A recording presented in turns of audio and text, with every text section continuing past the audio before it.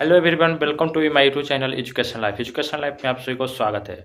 So friends, आज हम लोग बात करने वाले हैं आईटीआई पॉलिटेक्निक में क्या अंतर है, आईटीआई पॉलिटेक्निक में कौन सा कोर्स बेहतर है, जॉब अपॉर्चुनिटीज क्या होने वाला है और ये दोनों कोर्सेस करने के लिए योग्यता क्या है, एलिजिबिलिटी क्या है और एडमिशन प्रक्रिया क्या होने वाला है, यानी कि एडमिशन लेने की प्रोसेस क्या है। हम लोगों का जो फर्स्ट टॉपिक है, आईटीआई पॉलिटेक्निक में क्या अंतर है।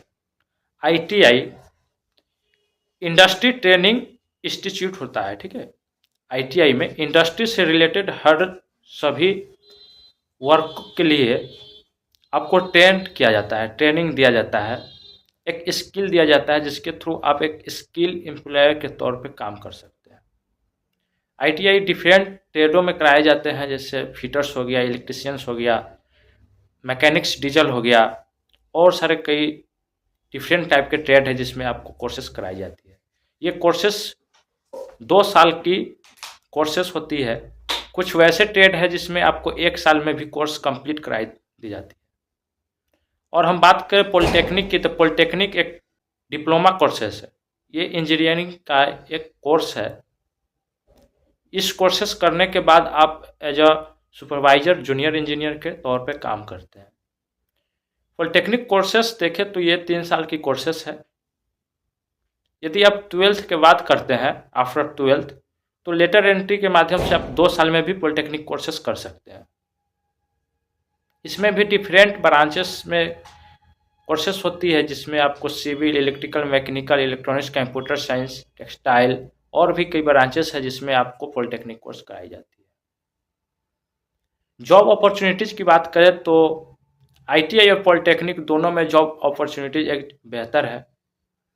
आप आईटीआई करने के बाद एक स्किल एम्प्लॉयर के रूप में काम कर सकते हैं और रेलवे में भी बहुत सारे डिपार्टमेंट में इसकी रिक्वायरमेंट निकाली जाती है।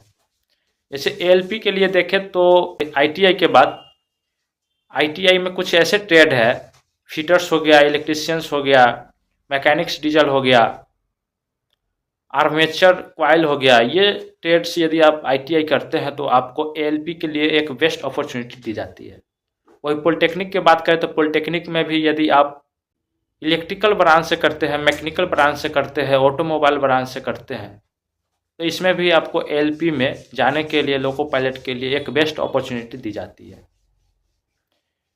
और भी इसमें सरकारी जॉब के लिए भी बेस्ट अपॉर्चुनिटी है, प्राइवेट के लिए भी बेस्ट अपॉर्चुनिटी दी जाती है।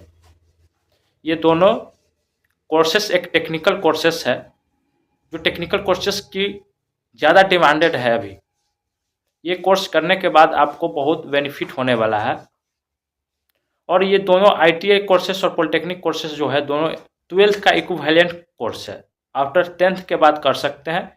ये इसकी एलिजिबिलिटी जो है, 10th के बाद आप लोग आईटीआई भी कर सकते हैं और पॉलिटेक्निक भी कर सकते हैं। यदि आप 12th कर लिए हैं तो भी आप आईटीआई पॉलिटेक्निक दोनों कर सकते हैं। ऐसा बात नहीं कि 12th करने के बाद आप नहीं कर सकते हैं। लेकिन आईटीआई में क्या है कि 12th करने के बाद भी आपको यदि इलेक्ट्रिशियंस ब्रांच से करते हैं तो ऐसे जो ब्रांच है, जो ट्रेड है, इससे करने के बाद आपको 2 साल की कोर्सेस कराई जाती है। कुछ ऐसे भी ट्रेड है जिसमें आपको 1 साल की कोर्स कराई जाती है। वही पॉलिटेक्निक की बात करें तो यदि आप 10th करके आए हैं तो 3 साल की कोर्सेज कराई जाएगी। यदि 12th करके आए हैं तो आप लेटर एंट्री से 2 साल में भी कोर्स को कर सकते हैं। आईटीआई पॉलिटेक्निक दोनों कोर्सेज करने के लिए आपको एक एंट्रेंस एग्ज़ाम देनी होती है।